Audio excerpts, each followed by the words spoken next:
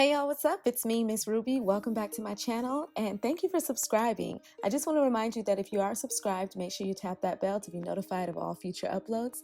Today I'm going to show you how I achieved this style on my husband's friend. This style was inspired by Natalie Styles 1. We're going to go into great detail from start to finish, so get your notepads out because it's going to be quick.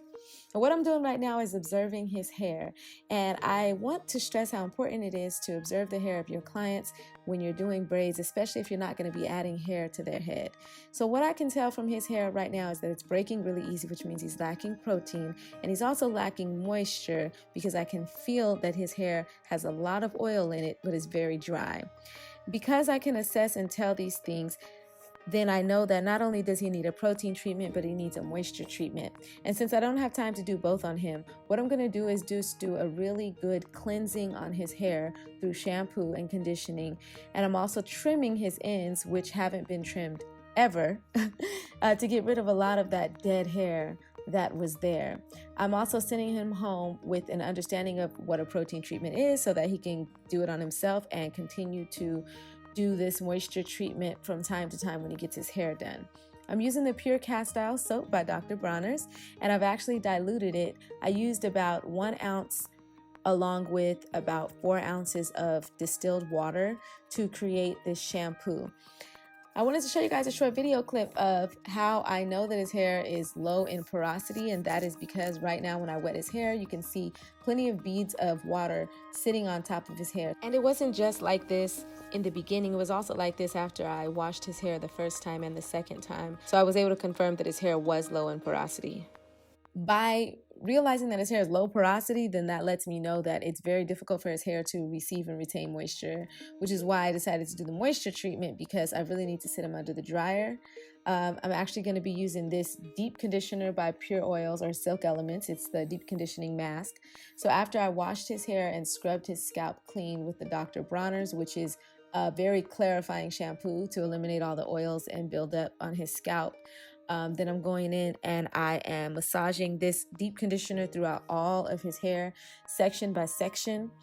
Now, I know a lot of times when we do men's hair, if you work at a salon, I'm sure you do this entire process. But if you just like at home, you may not always wash their hair. I know I didn't used to when I did my brother's hair. And a lot of times men will have hair just like this. It'll be very dry, stringy, just kind of like falling off.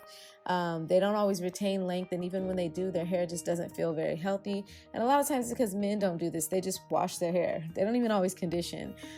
So that's why I thought it was really important if I was braiding his hair to actually do the entire process for him.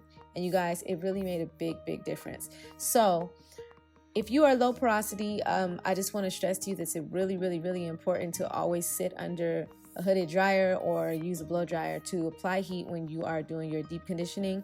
If you don't apply heat to your hair, there's no way that your hair is going to be able to receive and retain that moisture, period. So after sitting him under the dryer and finishing that conditioning treatment, I'm rinsing him out, and I'm going in with a little bit of grapeseed oil. Now, I did use a leave-in conditioning spray on his hair as well, and I'm just using a light amount of grapeseed oil to coat his hair just to help to seal in the moisture. One of the biggest mistakes that he has been making, and that a lot of us make, especially as African American people, is we just douse our hair with a whole bunch of grease, and that suffocates the hair and prevents it from being able to receive more moisture. But he's going into braids, so he's not going to be like wetting his hair like that, which is why it was okay for me to put some oil on his strands. But I just wanted to make sure not to use too much. His hair should be moisturized from the inside out now that it has been deep conditioned. And now I'm going in with some of the Silk Elements Scalp Oil, and I'm just massaging that in. Now, as you guys can see, I'm just rubbing a little bit into my fingertips and massaging it into his scalp. Our scalps produce natural sebum. That natural sebum, if your hair is properly cleansed and conditioned, it should come out regularly to help to coat your scalp and further help to coat your hair strands. With kinky curly textures, that process is inhibited because of our kinks and our coils, which is why we tend to add product to our hair, and that's okay. I just want to make sure to stress not to add too much product. No matter how kinky someone's hair is, you don't need to add a whole grip of oil to their scalp.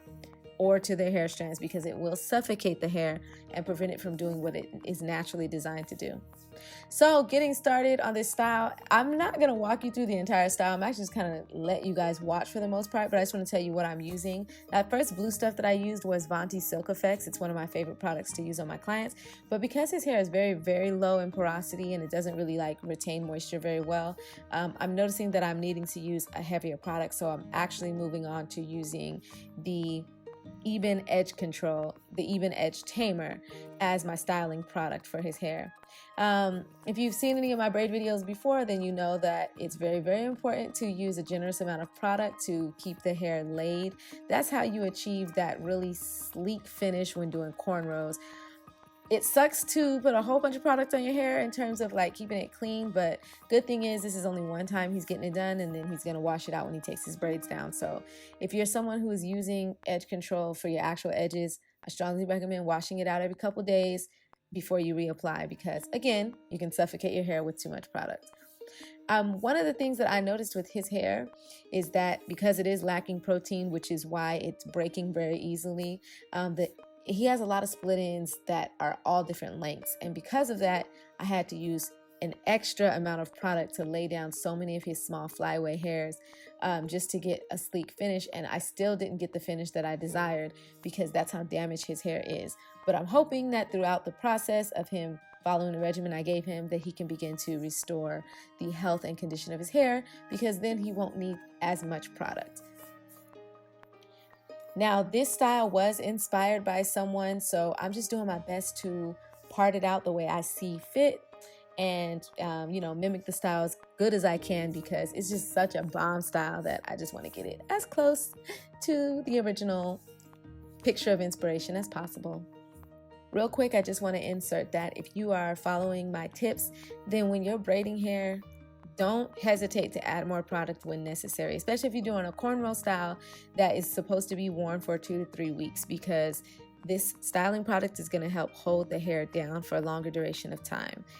A lot of times we're ending up with really fuzzy looking braids because we're not adding product. Now, if the only focus of your hairstyle is to be protective and not so much to be good looking, then by all means omit the products, because it is a lot of buildup on your hair. But if you know how to properly wash and like cleanse and condition your hair, then by the time you take this hairstyle out, you should be able to effectively continue on with a healthy regimen as long as you do that process correctly.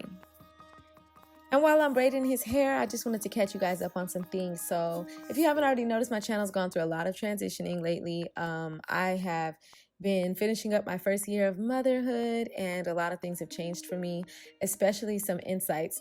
I've just realized that I put a lot of time and effort into these hair tutorials, and I don't mind doing them. I love the fact that I can help so many of you learn, but unfortunately my time is very limited in terms of my work and my ability to get things done and my ability to pursue my dreams.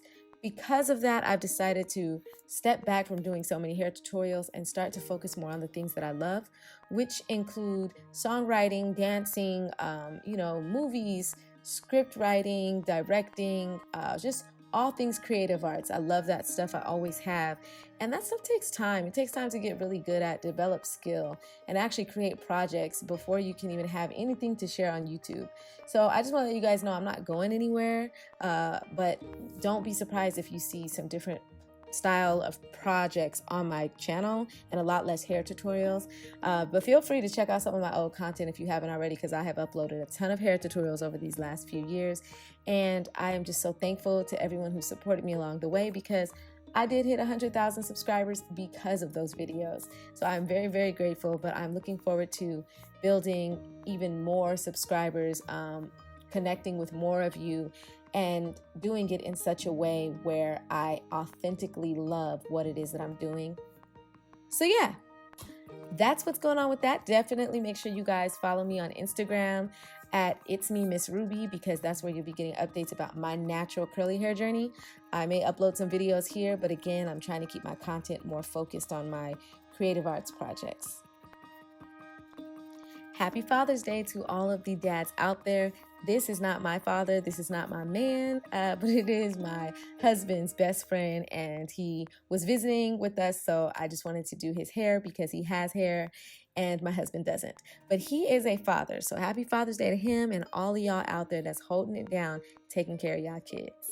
The world needs more fathers, especially Black men. We need more men to continue to be stronger than their female counterparts, even though it's tough, because I know we can be very hot-headed and very strong-willed as women, but trust me, we need you guys to lead and direct us. God intended for it to be that way for a reason, and it's a growing process. So I really want to say shout out to all of you who at least try to take care of your kids, who stick around when it feels like it would be easier to leave, because most importantly, our children need fathers in their lives, and not just in their lives, but in their homes if possible.